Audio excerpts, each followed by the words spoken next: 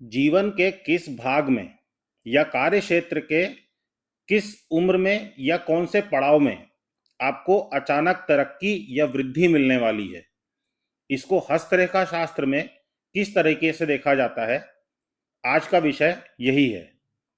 Indragni astrology में एक बार फिर से आप सबका स्वागत है। मैं आपका साथी और सारथी सुरेंद्र नाथ मिश्रा। आइए शुरू करते हैं। देखिए, हमारे हाथ की मुख्य रेखाओं को तो आप समझ रहे होंगे। जीवन रेखा, मस्तिष्क रेखा, हृदय रेखा, भाग्य रेखा। इसके अलावा हमारे हाथ में बहुत बारीक बारीक सी रेखाएं होती हैं जिनको गौर से देखने की जरूरत होती है। जैसे कि आप देख रहे हैं, ये जीवन रेखा पे मैंने दो छोटी छोटी सी रेखाएं बनाई हुई है। हालांकि मैंने इसको यहाँ पे थोड़ा सा गाढ़ा बनाया है क्योंकि ये वीडियो में समझाने का विषय था। हाथ पे ये इतनी गाढ़ी नहीं दिखती, बहुत बारीक सी नजर आएंगी आपको। छोटी सी उठी हुई रेखा, ऊपर की ओर जाती हुई।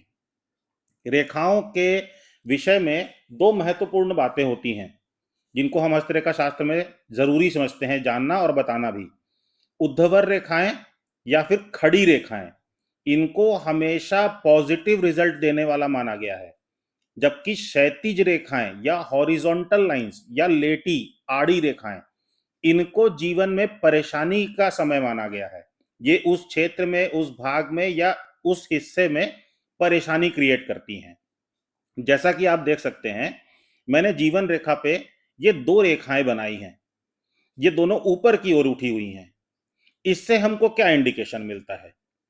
व्यक्ति के जीवन के उस भाग में, उस उम्र में जब वो व्यक्ति पहुंचेगा तो उसको अचानक से अपॉर्चुनिटीज मिलेंगी। उसके जीवन में सुधार होगा, उसके जीवन शैली में, उसके कार्य में, उसके स्वास्थ्य में, उसके कह सकते हैं इनकम सोर्स में, या फैमिली से संबंधित कोई चीज जिसमें कहीं ना कहीं कुछ ना कुछ तरक्की जरूर होगी।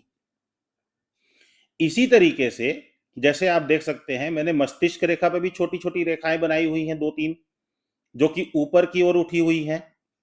ये भी आपको दिखाता है कि मानसिक तौर पे आप अपने उम्र के उस पड़ाव में जरूर कुछ अच्छा महसूस करेंगे। और अच्छा महसूस करने के लिए जीवन में घटने वाली घटनाओं का अच्छा होना जरूरी होता है। बुरी घटनाओं से तो कोई व्यक्ति अच्छा महसूस कर नहीं सकता। इसी से संबंधित एक बात आपको और बताता हूं। एक होती है ब्राइट लाइंस। अब मैं अपने शब्दों में उसको ब्राइट लाइंस कह रहा हूं, या फिर उसको उजली रेखा भी कहा जाता है। देखिए, मैं साथ में एक फोटो डाल रहा हूं, आप इसको देखिएगा गौर से। जो एरिया मैंने सर्कल किया हुआ है उसके अंदर आपको दो खड़ी खड़ी रेखाएं दिख रही हैं, मतलब आगे की ओर जाती हुई दिख रही हैं, और बहुत ब्राइट है वो हाथ के मुकाबले और बाकी रेखाओं के मुकाबले।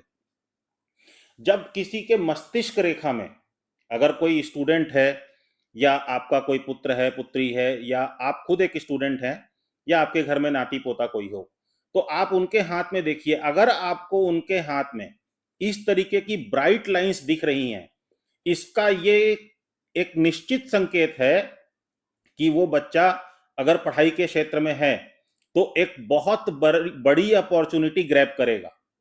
वो शिक्षा के क्षेत्र में कुछ बहुत अच्छा करेगा अगर ये मस्तिष्क रेखा पर मौजूद है तो। यही रेखा मस्तिष्क पे ना मौजूद होकर के, या मस्तिष्क रेखा पर मौजूद ना होकर के जीवन रेखा में या भाग्य रेखा में हो, तो इसके मायने बदल जाएंगे। ये जो मैंने एग्जाम्पल के लिए फोटो आपके सामने डाली है, ये एक ऐसे शख्स की फोटो है जिसने आईआईटी और UPSC back to back clear किया है बिना किसी ब्रेक के। तो आप सोचिए कि ये रेखाएं आपको कितना अच्छा फल देने की ताकत रखती हैं। इसी तरह से मैंने भाग्य रेखा पे रेखाएं बनाई हुई हैं जो कि ऊपर की ओर उठ रही हैं या बुद्ध पर्वत की ओर जाती दिखाई दे रही हैं। यहां से आपको समझ में आता है कि अपने जीवन में, अपने कार्य क्षेत्र में, उस समय के दौरान, उस उम्र के दौरान, जैसे ये नीचे वाली भाग्य रेखा जो आप देख रहे हैं, इसको आप लगभग 27, 25 से 27 की उम्र मान सकते हैं इस दौरान। या फिर जब ये मस्तिष्क रेखा को काटकर ऊपर की ओर बढ़ रही है, और हृदय रेखा से थोड़ा सा नीचे मैंने एक लाइन फिर से बनाई हुई है, ये वाली आप देख सकते हैं, ये वाली रेखा मतलब ये 35 से 55 के बीचों बीच की उम्र है, लगभग 20 साल की उम्र के बीच में, लगभग आप समझ सकते हैं 45 की एज के आसपास। इस व्यक्ति के जीवन में, इसके कार्य क्षेत्र में इसको बहुत अच्छी अपॉर्चुनिटीज मिलेंगी, ये बात पक्की है। उसके बाद यदि आपकी शनि रेखा या भाग्य रेखा जिसको हम कहते हैं, ऊपर जब शनि पर्वत की ओर जा रही होती है और जाते जाते वो गुरु पर्वत की ओर मुड़ जाए, तो ये इस बात का निश्चित संकेत है कि आप अपने जीवन में जिन भी चीजों की कामना करके अपने जीवन में काम करते चले आ रहे हैं सालों से, आपको उसकी पूर्ति निश्चित होगी। इसी तरीके से आप एक चीज और देखिए कि मैंने जीवन रेखा से एक रेखा ऊपर की ओर उठाई हुई है, गुरु पर्वत की ओर। हालांकि कई बार ये इतनी लंबी नहीं होती है, थोड़ी ही लंबी दिखाई देगी। अगर ये भी आपके हाथ में कहीं पे दिखाई दे रहा है, तो ये भी इस बात का निश्चित संकेत है कि आप अपने जीवन में जो अचीवमेंट्स हासिल करना चाहते हैं, आप उन अचीवमेंट्स को हासिल कर पाएंगे। इसी के साथ साथ जैसे आप देख रहे हैं कि हृदय रेखा के ऊपर मैंने 2-3 रेखाएं खींची हुई हैं जो भाग्य रेखा के साथ साथ हैं। ये इस बात को इंडिकेट करता है कि आप अपने जीवन में जब आप अंतिम पड़ाव पे होंगे या 55 के बाद की जो उम्र होगी, उस दौरान आपके पास सोर्स ऑफ इनकम मल्टीपल होंगे। ये किसी भी तरह से हो सकते हैं। हो सकता है कि आपके 3-4 काम चल रहे हों, हो सकता है आपके पास 3-4 दुकानें हों, या हो सकता है कि आप एक दुकानदार हो और 2-3 दुकान आपने किराए में दे रखी हो, या कहीं पे आपने इन्वेस्टमेंट कर रखा हो और उस इन्वेस्टमेंट के जरिए आपको कोई रेगुलर इनकम जनरेट हो रही हो। तरीका कोई भी हो सकता है, लेकिन ये बात को निश्चित करता है कि जीवन के इस भाग में आपके पास में मल्टीपल सोर्स ऑफ इनकम जरूर होगी। इसके अलावा एक बात और गौर करने की है, अपने हाथ को गौर से देखिए, अपनी उंगलियों को देखिए, अपनी उंगलियों के पोरों को देखिए, अपने हाथ में हथेली को देखिए।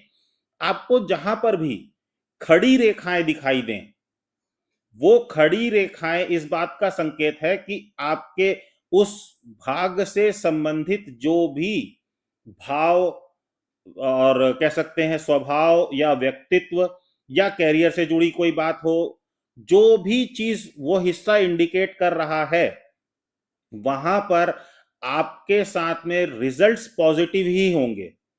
खड़ी रेखाएं अशुभ फल नहीं देती हैं, ये बात को आप गौर करिए। इसके अलावा जितनी ज्यादा ये बारीक रेखाएं आपके जीवन रेखा पे, भाग्य रेखा पे, मस्तिष्क रेखा पे दिखाई दें, आप ये समझिए कि आपको उतनी मल्टीपल अपॉर्चुनिटी मिलेगी अपने जीवन स्तर को, अपने कार्य क्षेत्र को सुधारने और संवारने की। अब आप गौर से देखिए अपने या अपने किसी नजदीकी के हाथ को, जितनी ज्यादा अपॉर्चुनिटीज दिखाई दें उसको समझिए, और उम्र के उस पड़ाव पे उस व्यक्ति के साथ वो चीज घट रही है या घट चुकी है, इस बात का अंदेशा आप खुद लगाइए। पर गौर करिएगा कि ये रेखाएं बारीक होती हैं, गौर से देखने की जरूरत होती है। आज के विषय को यहीं पे समाप्त करते हैं। नमस्कार, धन्यवाद।